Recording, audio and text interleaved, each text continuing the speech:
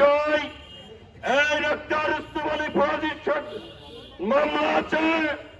আপনারা যদি তাকে গ্রেপ্তার না করেন, আমরা 25 তারিখে ঢাকা থেকে এসে এই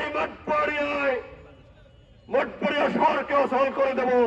যতক্ষণে এই 25-এর সহোদর ডাক্তার ইউসুফ আলী ফরাজি, যিনি গত 18 সালে মঠবাড়িয়ার ভোট ডাকাতি করেছিল, সেই ডাক্তার ইউসুফ আলী ফরাজি নাকি আগামী 25 তারিখে আসবে।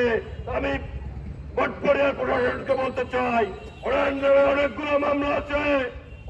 উনি নাকি ইতিপূর্বে মঠবাড়িয়ায় 5-7 দিন অবস্থান করে উনি বাসায় ছিলেন।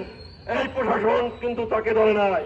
যদি ওনাকে অ্যারেস্ট না করা হয়, আমরা 25 তারিখের পরে আমরা মঠবাড়িয়ায় দুর্বল আন্দোলন করব এই বলে, এবং আপনাদেরকে আগামী 25 তারিখে যেতে হবে।